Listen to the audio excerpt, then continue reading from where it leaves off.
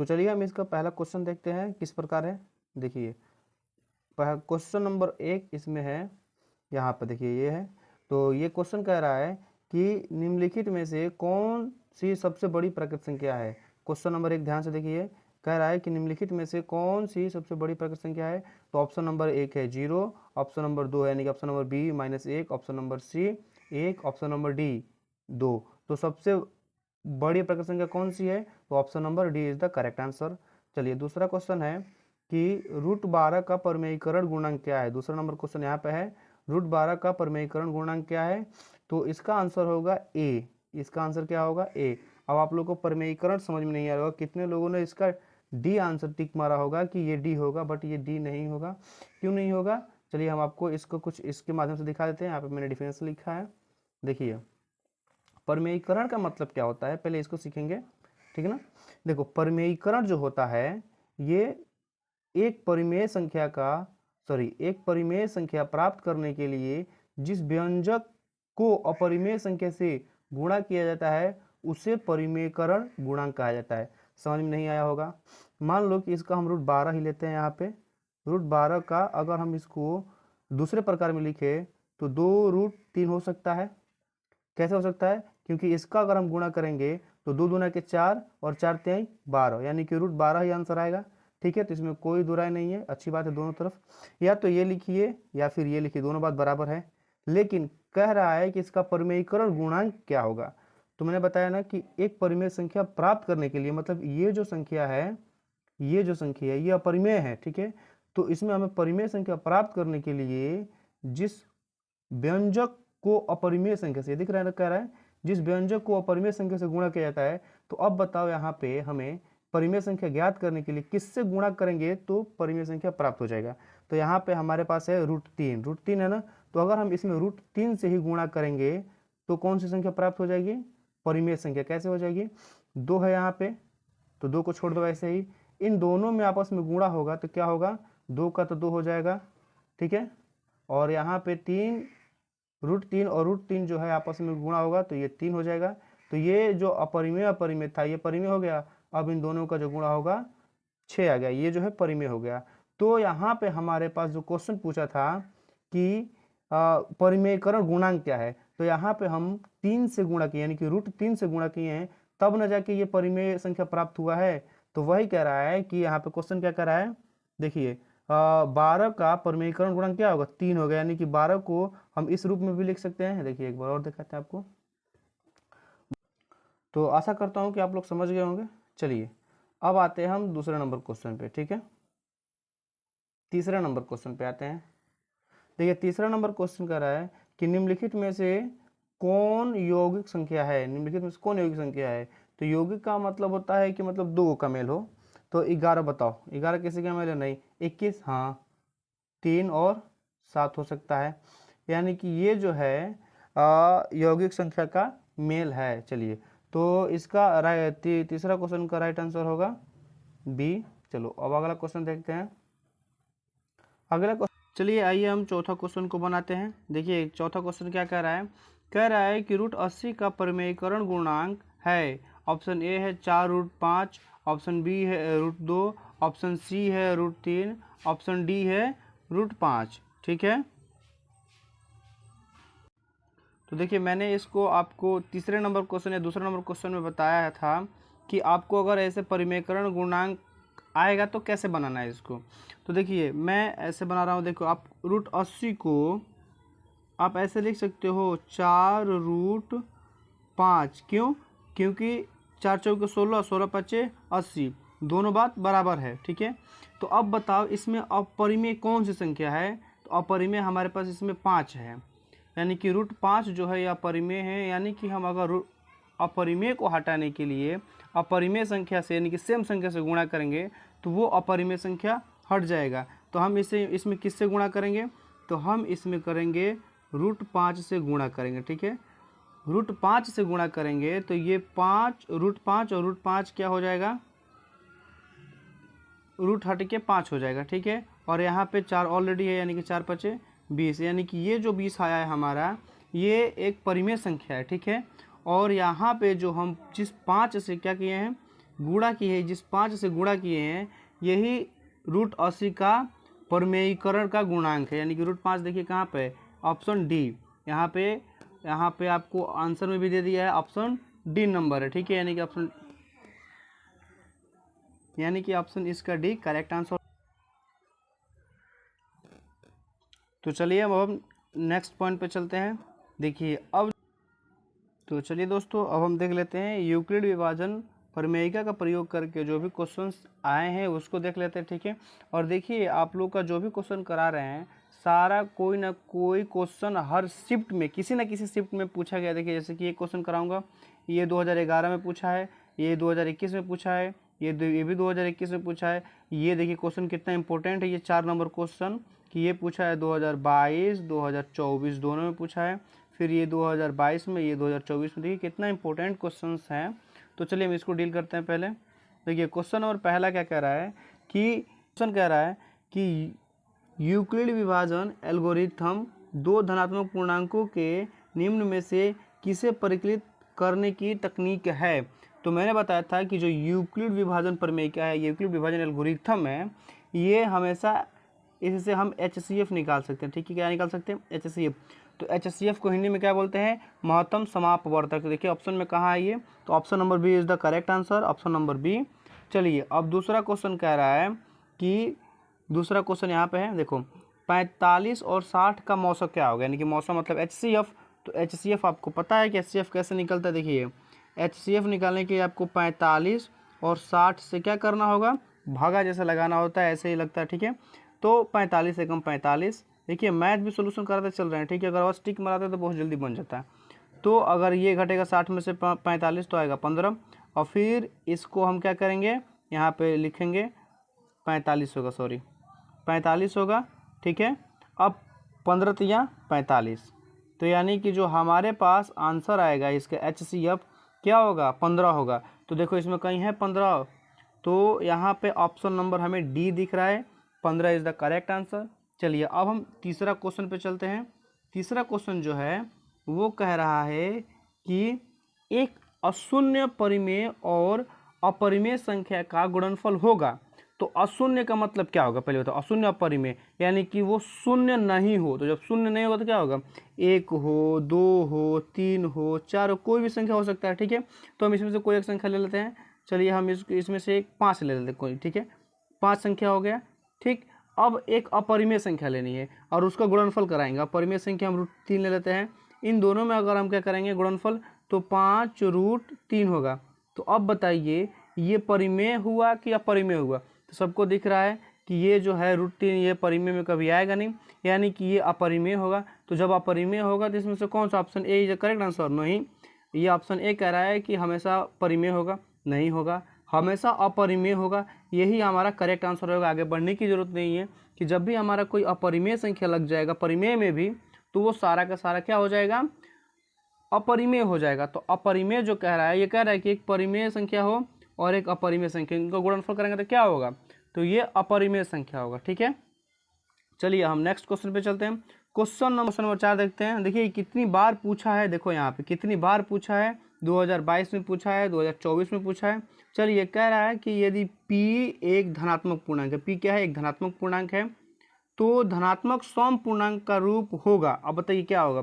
तो हम तुमको बता रहे, देखो धनात्मक सम पूर्णांक का रूप दो ही हो सकता है। देखो 2P हो सकता है, या फिर 2P+2 हो सकता है, या फिर 2P+4 हो सकता है। देखो ये 2P होगा सम धनात्मक। ठीक है, यहाँ पे 2 है तो ये भी सम होगा, यहाँ पे 4 है ये भी सम होगा, जो 2 से कट रहा है वो सम होगा। ठीक है, तो यहाँ पे देखो तुम अगर विषम कहता तो विषम का क्या होता मेरे भाई, तो विषम का होता यहाँ पे, तो अगर विषम कहता तो हम विषम को कैसे बनाते हैं, तो देखो विषम को ऐसे करते, 2P+1 2P+3। देखो ये क्या है, विषम संख्या है, ये 3 क्या है, ये भी विषम संख्या है, 2P+5 ये जो है हमारा विषम संख्या है। तो हमको पहले देखो क्वेश्चन क्या पूछा है, क्वेश्चन पूछा है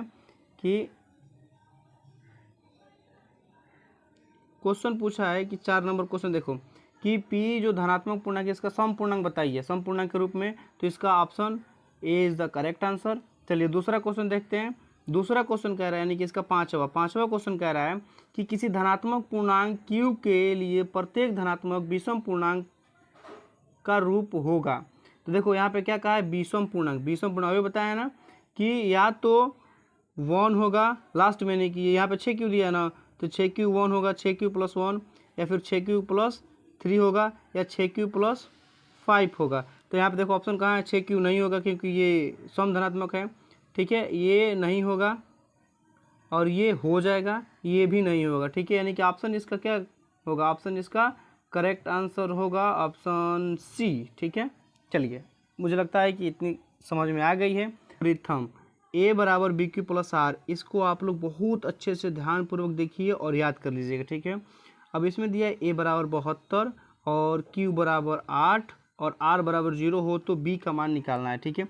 तो हम इस फॉर्मूले को लिखते हैं a = bq + r, a = bq + r। तो a दिया है 72 और b कितना दिया है, तो b नहीं दिया है, b ही पूछा है, और 8q दिया है, ठीक है। तो × 8 और प्लस r का मान क्या है, 0 है, ठीक है। तो इन दोनों में हम गुणा करेंगे तो 8b हो जाएगा और ये 0 का तो कुछ होता नहीं, ठीक है, छोड़ दीजिए इसको ऐसे ही। और यहाँ पे होगा 72। तो अब हम इस 8 को इधर लेके आएंगे तो ये होगा 72/8 और इधर हो गया b, कटेगा तो 8 × 9 = 72, ठीक है, यानी कि आंसर इसका क्या होगा, 9 होगा। b बराबर क्या हो जाएगा, 9। तो इसमें देखो कहीं दिया है b = 9, हाँ ऑप्शन ए जो है b = 9, ठीक है। चलिए अब हम 7 नंबर क्वेश्चन देखते हैं कि 7 नंबर क्वेश्चन क्या कह रहा है, ठीक है। इसको थोड़ा सा स्क्रॉल करते हैं, बाबू आंसर नहीं देखना है, ठीक है, आंसर दिया है लेकिन देखना नहीं है, इसको हमें बनाने का सीखना है कि कैसे बन रहा है, ओके। तो चलिए अब इसको हम देखते हैं 7 नंबर क्वेश्चन को। 7 नंबर क्वेश्चन कह रहा है कि यदि भाग एल्गोरिथम a = bq + r में, ठीक है, b बराबर है 61 और q बराबर है 27 तथा r बराबर है 32 हो तो a का मान निकालना है। बस वही फार्मूला फिर से रखना है, a = bq + r, a = bq + r। तो a का मान पूछा है तो हमें इसको निकालेंगे। तो b का मान क्या दिया है, b का मान दिया है 61, ठीक है, और q का मान क्या दिया है, q का मान दिया है 27 दिया है, ठीक है, और उसके बाद r का मान क्या दिया है, तो r का मान दिया है 32, और गुणा करने के बाद जो आएगा उसमें हम क्या ऐड कर देंगे, उसमें हम 32 को ऐड कर देंगे तो हमारा आंसर क्या आ जाएगा, तो आंसर होगा 1669, ठीक, 79, सॉरी 1679, ठीक है, आंसर ए करेक्ट आंसर है, ठीक है। चलिए ये तो आंसर में दिख ही रहा है। चलिए 8वां आप लोग खुद से सॉल्व करिएगा, हम सेट कर दे रहे हैं, ठीक है। 8वां जो है आप लोग खुद से सॉल्व करेंगे। इसमें दिया है a = bq + r पे सेट करना है, ठीक है, a = bq + r पे सेट कर दे रहे हैं, ठीक है। आप लोग बनाइएगा, उसको बना के हमें कमेंट करिएगा कितना आंसर आ रहा है, ठीक है। तो देखिए b बराबर जो होगा 43 और q बराबर जो होगा 31 और इसमें भी 32 ही जोड़ना है। तो इन दोनों को अगर हम सॉल्व करेंगे तो हमारा a का मान निकल जाएगा, जो कि यहाँ पर भी दिया है b 8वां का a आंसर, तो यहाँ का करेक्ट आंसर हो गया। चलिए मुझे लगता है कि समझ में आ गया, ठीक है। इस आंसर को देख के भटकना नहीं है, ठीक ना, क्योंकि मैंने आपको इसको सॉल्यूशन बता दिया है कि कैसे बनेगा, आप लोग खुद ट्राई करना, बनेगा ज़रूर, ठीक है। चलिए अब हम नेक्स्ट क्वेश्चन पे चलते हैं। ये सब तो लघुतरीय है, हमें ऑब्जेक्टिव देखना है। आइए अब इस क्वेश्चन पे चलते हैं। क्वेश्चन नंबर अब जो हमारा शुरू होगा बहुत बेहतरीन, ठीक है। अब क्वेश्चन कह रहा है वस्तुनिष्ठ प्रश्न, यहाँ से फिर से एक से शुरू हो गया। चलिए देखिए, किसी धनात्मक पूर्णांक a और b के लिए a, b का मौसौ इंटू a, b का लौसौ निम्न में से किसके बराबर है। तो ये जो है ऑप्शन सी यानी कि a × b के बराबर है, ठीक है। चलिए अब हम दूसरा क्वेश्चन देखते हैं। कह रहा है दूसरा क्वेश्चन, देखो जो क्वेश्चन जिस साल में पूछा है यहाँ पे नोट कर दिया है, ठीक है। 2011 में पूछा है और 2022 में पूछा है। देखो कितना इंपॉर्टेंट है, कोई भी फालतू सवाल नहीं कराया जा रहा है, ठीक है। और जो दूसरा है इससे भी इम्पोर्टेंट है क्योंकि ये 2013 में पूछा है 2015 में पूछा है और 2021 में पूछा है और 2026 में पूछने की पूरी संभावना है। ठीक है, देखिए दूसरा क्वेश्चन कह रहा है दो परिमेय संख्याओं के बीच अधिकतम कितनी परिमेय संख्याएं हो सकती है? एक हो सकती है, दो हो सकती है, तीन हो सकती है या फिर अनंत। तो ऑप्शन इसका D is the correct answer. इसमें दो परिमेय संख्या, चाहे एक और दो के बीच में ही पूछे कि एक और दो परिमेय संख्या और इन दोनों के बीच के कितनी परिमेय संख्या हो सकती है, तो उसमें भी अनंत होगा, 5 और 10 के बीच में भी अनंत होगा। ठीक है, तो इसमें कंफ्यूज नहीं होना है।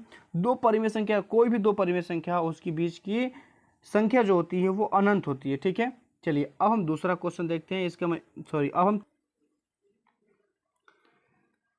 वृत्ताकार पथ पर तीन धावक एक ही स्थान से दौड़ना प्रारंभ करते हैं तो एक चक्कर लगाने में क्रमशः एक को लगता है 3 घंटा, ठीक है, और एक को लगता है 4 घंटा और एक को लगता है 8 घंटा समय लगता है। तो तीनों को प्रस्थान बिंदु पर पुनः मिलने में लगा समय टोटल कितना समय लगा, इसके लिए हमें क्या निकालना होगा, LCM। ठीक है, जब भी ऐसा सवाल है आप LCM निकालो, उसका आंसर हो जाएगा। ठीक है, तो चलिए हम इसका LCM निकालते हैं। ये 2 से कटेगा, ठीक है, 3, ये होगा 2, ये होगा 4, फिर 2 से जाएगा, 2 से जब जाएगा तो ये होगा 2, 3, 1, 2। तो अब हम इसमें गुणा करेंगे 2, 2 और ये 3 और 2, 2 दूना के 4, 4 3 12 और 12 चौक, सॉरी 12 चौक नहीं है, 2 दूना के 4, 4 3 12, 12 दूना के 24। ठीक है, इसका करेक्ट आंसर क्या होगा, 24 होगा। इसमें देखो कई आंसर है, तो ऑप्शन ए 6 घंटे, ऑप्शन बी 8 घंटे, ऑप्शन सी 16 घंटे, ऑप्शन डी यही हमारा करेक्ट आंसर है, ऑप्शन डी 24 घंटे। ओके, तो मुझे लगता है समझ में आ गया होगा। अब तो आप चौथा क्वेश्चन इसी पे बिल्कुल दिख रहा है मुझे और बन भी जाएगा आपसे बहुत ही आसानी पूर्वक। तो चलिए अब हम अगला क्वेश्चन देखते हैं फिर से। चौथा क्वेश्चन कह रहा है कि वृत्ताकार पथ पर तीन धावक एक ही स्थान से दौड़ना प्रारंभ करते हैं तो एक चक्कर लगाने में क्रमशः 1 घंटा, देखो मैं इसको यहीं पे सॉल्व करता हूँ। ठीक है, 1 घंटा, और चौथा क्वेश्चन बना रहे हैं, ठीक ना, 1 घंटा लगता है, 3 घंटा लगता है और 5 घंटा समय लगता है। तो तीनों को प्रस्थान बिंदु पर पुनः मिलने में लगा समय, तो बस इसका LCM निकालेंगे हम। तो LCM तो कुछ निकलेगा ही नहीं, तो इसमें हम क्या करेंगे, 1 गुणे 3 गुणे 5 से क्या करेंगे, मल्टीप्लाई कर देंगे, आंसर आ जाएगा। ठीक है, तो देखिए 3 एकम 3 और 3 पचे 15, यानी कि इसमें जो तीनों लोग हैं वो एक पास 15 घंटे बाद आ जाएंगे, यानी कि हमारा इसका करेक्ट आंसर होगा डी। ओके, तो अब हम चलते हैं के नेक्स्ट क्वेश्चन पे। आइए चलिए देखते हैं नेक्स्ट क्वेश्चन। ये जो पांचवा कह रहा है, पांचवा क्वेश्चन कह रहा है कि वृत्ताकार पथ पर तीन धावक एक ही स्थान से दौड़ना प्रारंभ करते हैं। लो भाई, फिर से एक ही सवाल, एक ही जैसे सवाल अलग अलग है, मतलब 3 टाइप के सवाल, मतलब देखो हर बार पूछ रहा है। ये भी 2014 में पूछा है, वो भी किसी किसी ईयर में पूछा होगा, बैक करके देख लीजिएगा। मतलब क्वेश्चंस इंपॉर्टेंट है, इसलिए आप इसको बहुत ध्यानपूर्वक पढ़िए और समझ के, ठीक ना। तो इसका क्वेश्चन क्या कर रहा है, वृत्ताकार पथ पर तीन धावक दौड़ रहे हैं, ठीक है। तो एक चक्कर लगाने में एक को लगता है 2 घंटा और दूसरे को लगता है 4 घंटा और तीसरे को लगता है 6 घंटा।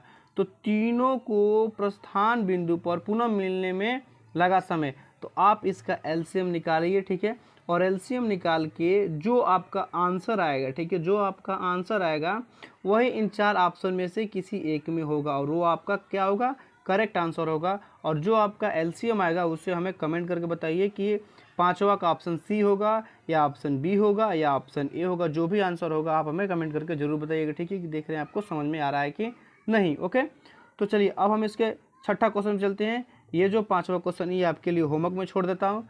चलिए, छठा रहा है कि यदि प्रथम 13,986 अभाज्य संख्याओं का योग n है तो n हमेशा भाज्य होगा।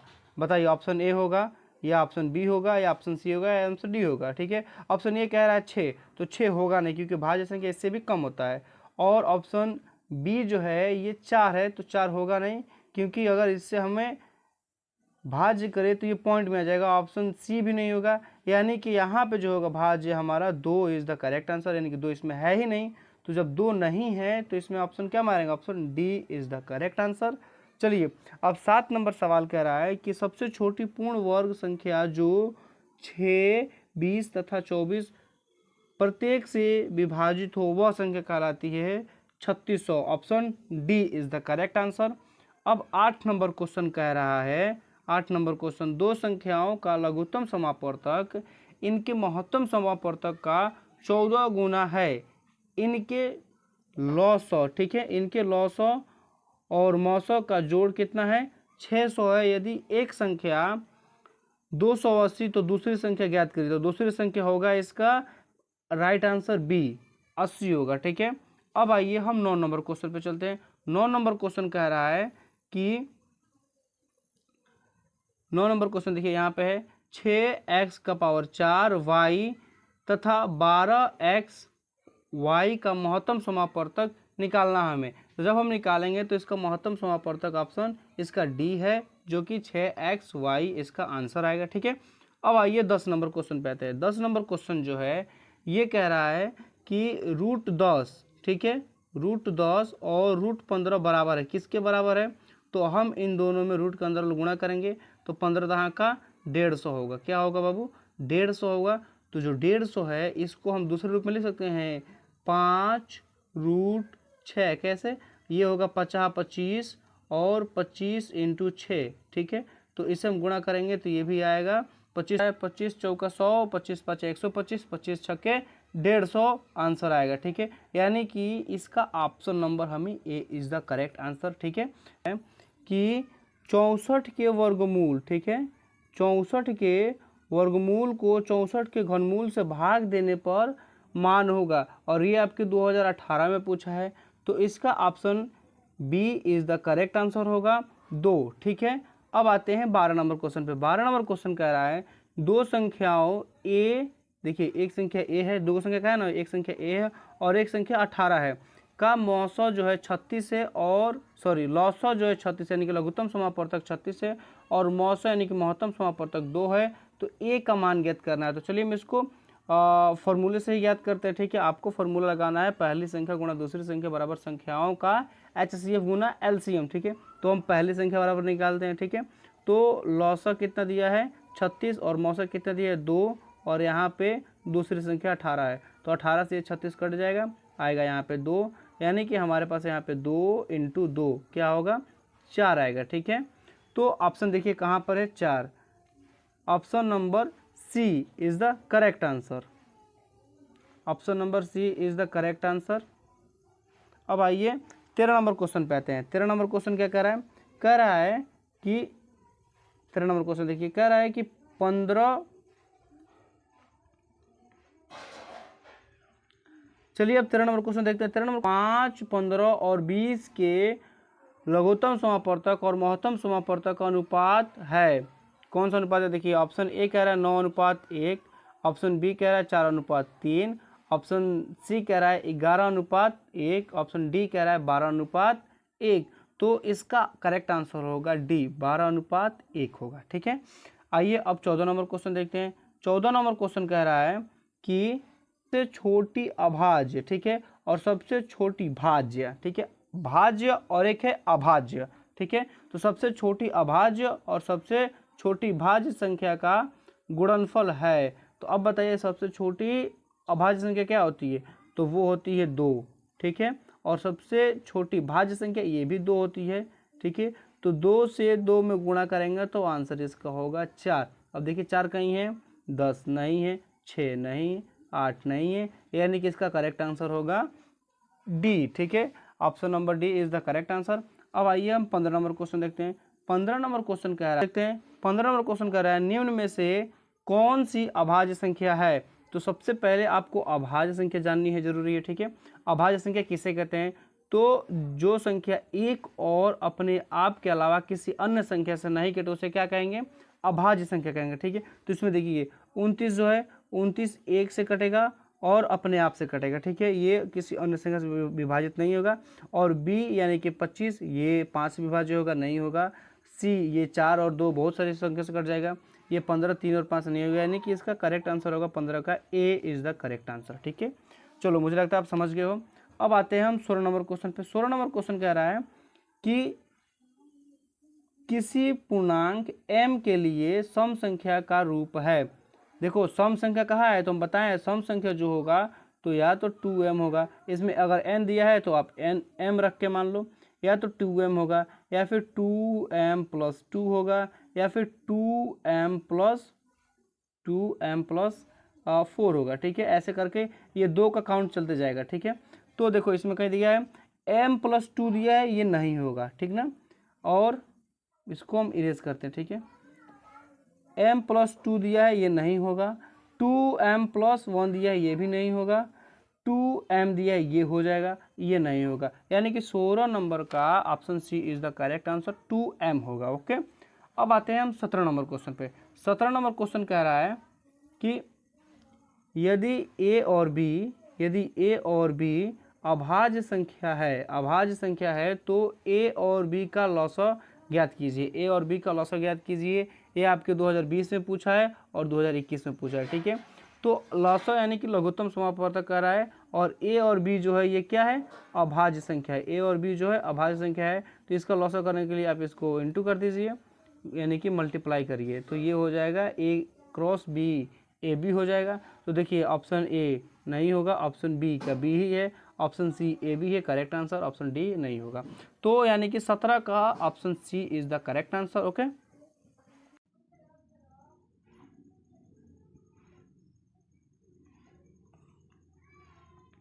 चलिए अब हम 18 नंबर क्वेश्चन को देखते हैं। 18 नंबर क्वेश्चन क्या कह रहा है, तो 18 नंबर क्वेश्चन कह रहा है मेरे भाई देखो, निम्नलिखित में से कौन अभाज्य संख्या है। तो अभाज्य संख्या का मैंने अभी बताया कि वो तो या तो 1 से कटेगा या फिर वो स्वयं से कटेगा। ठीक है, तो ऐसी संख्या देखो जो 1 से कटे या फिर स्वयं से कटे।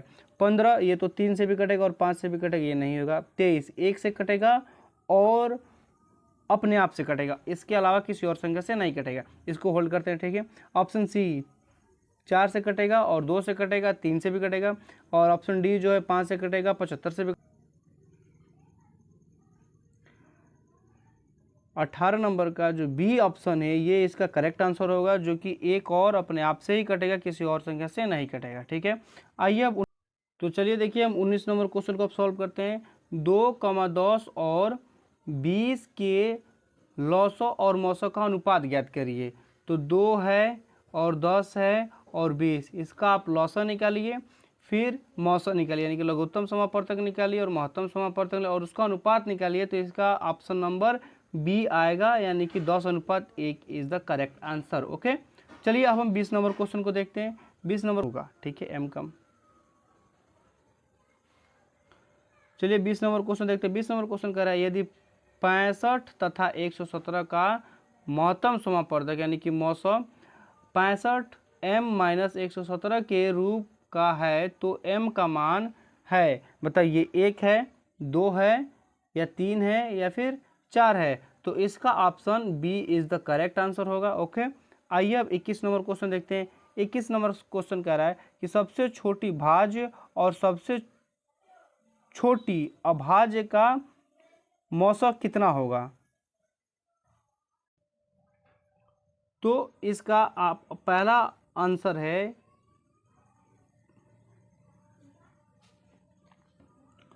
तो इसका ऑप्शन ए है 1, ऑप्शन बी है 2, ऑप्शन सी है 4, ऑप्शन डी है इनमें से कोई नहीं। तो कह रहा है कि सबसे छोटी संख्या और सबसे छोटी भाज्य संख्या और सबसे छोटी अभाज्य संख्या, इसका मौसम निकालेंगे तो उसका भी आंसर क्या आएगा, 2 ही आएगा। ओके, तो इसका option B is the correct answer. Okay, आइए हम 22 नंबर क्वेश्चन को देखते हैं। 22 नंबर क्वेश्चन कह रहा है कि 22 नंबर क्वेश्चन पे चलते हैं। 22 नंबर क्वेश्चन कह रहा है कि 96 का अभाज्य गुणनखंड क्या होगा। तो इसका ऑप्शन ए नहीं होगा, ऑप्शन बी नहीं होगा, ऑप्शन सी इसका करेक्ट आंसर होगा, ऑप्शन डी नहीं होगा। अब ये क्यों होगा, तो 2 का पावर 5 है, तो 2 का पावर 5 का मतलब होता है कि 32। आप पावर करोगे ऐसे 2 को 5 बार तो ये आएगा 32। ठीक है, कर लेना। ओके, तो 32 आएगा और इंटू 3 इससे गुणा करेंगे, ये कितना आएगा, 6 आएगा। ठीक है, 2 3 6 और 3 तरीके 9, यानी कि इसका आंसर क्या आ गया 96, ठीक है। तो ये कह रहा है कि 96 का अभाज्य गुणनखंड क्या होगा, तो option C is the correct answer. Okay, अब आइए हम लोग 23 नंबर क्वेश्चन पे चलते हैं, बट क्योंकि बहुत समय हो गया है, टाइम भी बहुत ज़्यादा इसमें लग रहा है। देखिए, दो संख्याओं के गुणनफल 8670 है, ठीक है, और उसका मौसा 17 है, तो उसका लौसा होगा। आप इसको बना लेना है क्योंकि बहुत बड़ा बनेगा, तो इसको यहाँ पे बना नहीं सकते क्योंकि ऑब्जेक्टिव करा रहे हैं भाई, सब्जेक्टिव नहीं करा रहे हैं, ठीक है। फिर भी हम कुछ हिंट्स दे रहे हैं, कुछ कुछ बता दे रहे हैं आप लोग को। तो इसका option D is the correct answer होगा। चलिए हम 24 नंबर क्वेश्चन देखते हैं। 6, 8 एवं 22 का लौसा और मौसा का अनुपात क्या होगा, तो इसका ऑप्शन नंबर 1 करेक्ट आंसर होगा, ऑप्शन बी गलत है, ऑप्शन सी ये भी गलत है, ऑप्शन डी ये भी गलत है, ठीक है। चलिए अब हम 25 नंबर क्वेश्चन देखते हैं। अब हम 25 नंबर क्वेश्चन देखते हैं। 25 नंबर क्वेश्चन कह रहा है दो लगातार संख्याओं का मौसा है, तो दो लगातार संख्याओं का मौसा क्या होगा। ऑप्शन ए कह रहा है 0, ऑप्शन बी कह रहा है 1, ऑप्शन सी कह रहा है 2, ऑप्शन डी कह रहा है 4। तो इसका option B is the correct answer होगा। एक जो होगा दो लगातार संख्याओं का मौसा होगा, ठीक है। अब देखिए इसमें कह रहा है कि 5005 के कितने अभाज्य गुणनखंड हैं, तो इसका option B is the correct answer. 2 नहीं होगा, 6 नहीं होगा, 7 नहीं होगा, यानी कि 26 का option B is the correct answer. Okay, आते हैं 27 नंबर क्वेश्चन कह रहा है यदि दो संख्याओं का गुणनफल का लौसा होगा, अब कितना होगा। चलिए हम दूसरे स्लिट पे चलते हैं। ओके, आइए देखिए ऑप्शन ए है यहाँ पे 38, ऑप्शन बी है 57, ऑप्शन सी है 114, ऑप्शन डी है इनमें से कोई नहीं, तो इसका ऑप्शन जो होगा सी इज द करेक्ट आंसर होगा, ठीक है। बाकी सब चलिए अब हम 28 नंबर क्वेश्चन देख लेते हैं। 28 नंबर क्वेश्चन कह रहा है ए बराबर इतना और बी बराबर इतना, तब लौसा।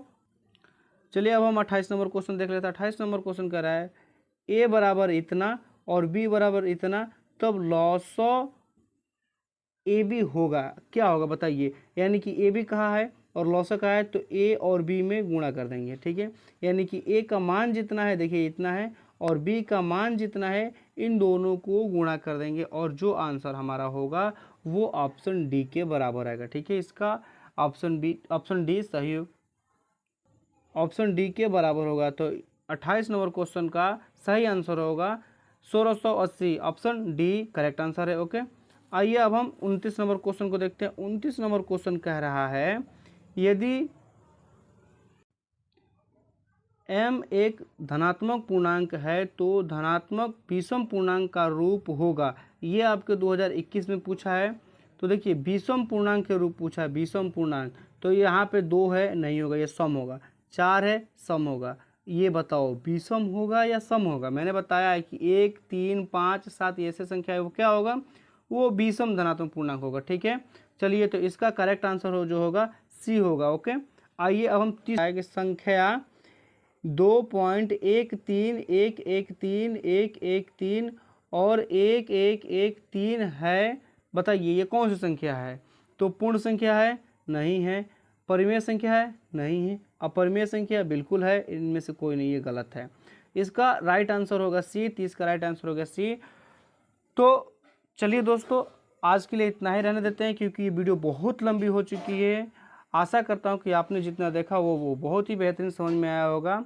और इस 30 नंबर आज का वीडियो हमारा पार्ट 3 था, ठीक है। ऑलरेडी मैंने 2 वीडियो प्रोवाइड करा दिया, अगर नहीं देखे हैं तो बिल्कुल जाइए उसे बहुत अच्छे से देखिए। और ये जो मैंने पढ़ाया ये बिल्कुल आपके परीक्षा के लिए रामबाण साबित होगा। ओके, तो इसे बिल्कुल ज़रूर से देखें, ठीक ना। अब हम जो भी वीडियो लेके आएंगे वो 30 के बाद से प्रोवाइड करेंगे। ओके, तो बस आज के लिए इतना ही, चलते हैं फिर मिलते हैं नेक्स्ट वीडियो में। बहुत बहुत धन्यवाद आपका।